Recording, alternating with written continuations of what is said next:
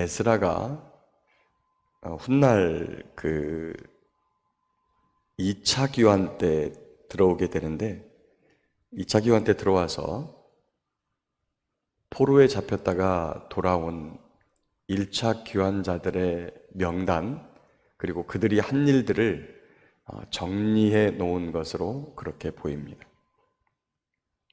또한 이스라엘 백성들을 가르치기 위해서 성경들을 모으고 또 그것을 편집하고 집필해서 이스라엘 백성들을 가르쳤던 그러한 분으로 보입니다. 이스라엘 민족이 역사적으로 굉장히 이렇게 존경하는 랍비 중에 한 분으로 보이고요. 레위 족속 제사장 집안이었던 것으로 이렇게 보입니다. 1절에 보니까 바사왕 고레스 원년에 여호와께서 예레미야의 입을 통하여 하신 말씀을 이루게 하시려고 바사왕 고레스의 마음을 감동시켰다, 이렇게 적고 있습니다. 바사왕, 우리가 그 세계사에서 말하는 페르시아입니다. 우리가 그 아라비안 나이트라고 하는 그런 이야기, 천일야와 이런 것으로 인해서 그 잘 알려진, 지금은 그쪽이 사우디아라비아, 그 다음에 이라크 이쪽이 그렇게 힘을 크게 못 쓰고 있었으나 역사적으로 굉장히 큰 문화를 일으켰었던 그러한 곳이죠. 그 페르시아가 그쪽을 기반으로 하고 있는 왕조였었습니다. 그가 메데와 바사 연합국, 메데는 할아버지의 나라죠. 그리고 삼촌 그 다리오가 함께 연합을 해서 세계를 정복했다가 그 나라를 이 고레스가 이렇게 통합해서 페르시아라고 하는, 바사라고 하는 나라로 통일했었습니다. 그런데 그 일은 예레미야의 입을 통하여 하신 말씀을 이루게 하려 하심이라. 예레미야에 보면 예레미야 25장에 그 땅의 황폐함이 70년 만에 그치게 될 것이다 라고 하는 사실이 적혀 있고, 그리고 그것을 깨달은 다니엘이 다니엘 9장에 보면 하나님 앞에 금식하며 간절하게 기도를 하죠. 또한 예레미야를 통해서 하신 말씀만 이룬 것이 아니라 이사야서를 통해서 이 고레스라고 하는 사람의 이름이 이미 태어나기도 200년 전에 예언되어서 하나님의 뜻을 이루고 하나님의 은혜를 이 땅에 베풀 사람으로 이미 예언되어져 있었던 하나님의 종으로 표현되어져 있습니다. 그가 비록 이방 사람이었으나 아마도 다니엘의 전도를 받고 그 다음에 고문서 200년 전에 이사야가 쓴 글과 예레미야가 쓴 글을 통하여서 여호와 신앙을 갖게 되고, 다니엘이 권하는 말들을 따라서 여호와의 성전을 건축하라고 하는 이 본문에 있는 이 조서를 내리게 되었다고 봅니다. 고레스가 내렸다 그래서 고레스 칙령이다 이렇게 부르고, 이 조서의 내용 안에는 여호와의 성전을 건축하라는 내용이 적혀져 있습니다. 그래서 이제 그때부터 귀환 준비를 서두르게 되죠. 사실 하루아침에 이루어질 것이 아닙니다. 그 532 사건을, 고레스 칙령 사건을 한 BC 538년이나 539년으로 봅니다.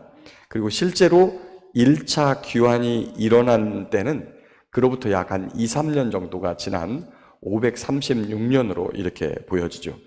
그래서 4절과 5절 사이, 4절과 고레스 칙령과 이에 감동받아 일어나서 다 돌아갔다라고 하는 4절과 5절 사이에는 약 2년에서 3년 정도의 시간 차이가 있습니다. 그리고 8절에 그 사람들을 이끌고 또 고레스가 내어준 여호와의 성전의 기구와 보물들을 가지고 돌아온 이 세스바살이라고 하는 이름이 나오는데, 아마도 이분이 스룹바벨의 갈대아식 이름이 아닐까 이렇게 보고 있습니다. 이스라엘 백성들이 그 고레스의 칙령을 받고 많은 사람들이 되돌아옵니다.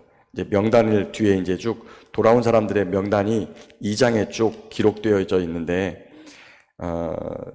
그 총 인원이 2장 64절 보니까 온 회중의 합계가 42,360명이라고 이렇게 되어 있습니다. 그런데 이 잡혀간 사람들의 그 인원 수가 예레미야에 보면 나오죠. 사실은 뭐 한 번에 10,000명씩도 잡혀가고 뭐 몇천 명씩도 잡혀가고 막 이랬을 텐데, 사실 거기에 도착한 인원은 4,000명 정도밖에 안 됩니다. 70년 동안 이스라엘 백성이 10배로 불어나가지고 돌아왔죠. 근데 이 10배만 있었던 게 아니라 당시에 그 이스라엘 백성들의 남은 인원들이 또 남아 있었어요. 그 남은 인원들이 돌아오지 않고 그 땅에 머물러 있다가 당하는 사건들이 뒤에 에스더 사건을 보게 되는데, 그 일이 벌어지고 나서 에스라가 이끄는 2차 귀환이 일어나게 되는 것으로 이렇게 봅니다. 그래서 1차 귀환자들은 사명을 가지고 와요. 그 사명은 여호와의 성전을 건축하는 것입니다. 우리가 이제 그 시편을 읽다 보면 시편 중에서 126편이 이 귀환을 그 배경으로 하고 있는 그러한 시편입니다. 126편에 보면 이렇게 기록되어 있습니다.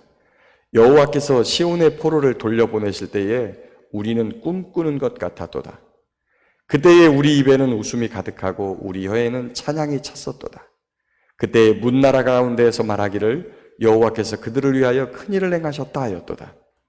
여호와께서 우리를 위하여 큰일을 행하셨으니 우리는 기쁘도다. 여호와여, 우리의 포로를 남방 시내들 같이 돌려보내소서. 눈물을 흘리며 씨를 뿌리는 자는 기쁨으로 거두리로다. 울며 씨를 뿌리러 나가는 자는 반드시 기쁨으로 그 곡식단을 가지고 돌아오리로다. 아멘. 70년을 포로 생활을 하던 그들을 하나님께서 그럴 때 돌려보내실 때 정말 꿈꾸는 것 같은 그런 기쁨과 즐거움을 누리고, 또한 만방이 정말 이스라엘의 하나님이 큰일을 행하셔서 이런 일이 일어났다라고 만방이 고백하는 그러한 역사적인 일이 발생을 하게 되죠. 몇 주 전에 이게 수요 기도회에서 함께 나누었던 그러한 말씀들입니다. 70년 동안 포로로 잡혀있던, 이것은 605년에 그 바벨론의 1차 포로를 기준으로 70년을 말하는 것입니다. 그래서 3차 포로로 잡혀간 사람도 왔겠죠. 3차 포로까지는 한 20년 정도가 걸렸으니까 1차 포로에서부터는 70년, 3차 포로에서부터는 약 한 50년 정도가 흐른 다음에 고국으로 돌아왔습니다. 잡혀간 사람들이, 수많은 사람들이 죽기도 하고, 또 거기서 고국을 그리워하고 간절히 하나님 앞에 다니엘처럼 기도하다가 고국의 땅을 밟아보지 못한 사람도 있지만, 하나님의 말씀이 언젠가는 이루어질 것이라고 믿으면서 하나님 앞에 간구했을 것입니다. 그리고 그날이 안 올 것 같았는데 오자 꿈꾸는 것 같은 그러한 기쁨과 즐거움을 누렸지요. 우리도 기도하는 것이 있습니다. 이 땅에 통일이 이루어지게 해달라고 하나님 앞에 동족상잔의 비극이 일어나고 38선으로 나라의 허리가 잘리고 그때부터 지금까지 기도했습니다.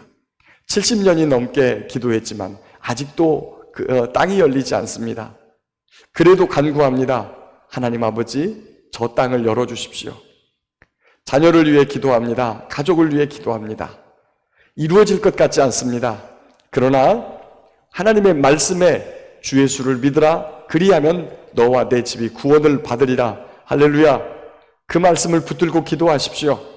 언젠가는 주님께서 그 가족을, 그 자녀를 주님 품 안에 끌어안아 주실 때 우리가 꿈꾸는 것 같았도다 라고 찬양하며 기쁨으로 그 아름다운 하나님의 역사를 볼 수 있을 것입니다.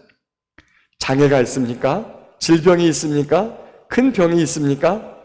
아무리 기도해도 이루어질 것 같지 않았던 그 일이 하나님의 때가 되어 하나님의 은혜가 미치고 하나님의 역사가 시작되면 마침내 이루어질 것입니다. 오늘 또 우리의 삶 속에서 이루어질 것 같지 않았던 그런 일들 역시 또 하나님의 말씀을 붙들고 기도하고 간구하고 그리고 인내하고 참고 하나님의 역사를 기다리면 그분의 은혜를 사모하면 주님께서 반드시 우리의 삶에 하나님의 뜻을 나타내 주시고 주의 말씀을 이루어 주시고 은총을 베풀어 주셔서 하나님의 살아계심과 그리고 그분의 역사하심을 우리 가운데 나타내 주실 것을 믿습니다. 그날을 사모하며 날마다 주님을 믿고 의지하고 주님을 사랑하는 저와 여러분 모두가 될 수 있기를 예수님의 이름으로 축복합니다.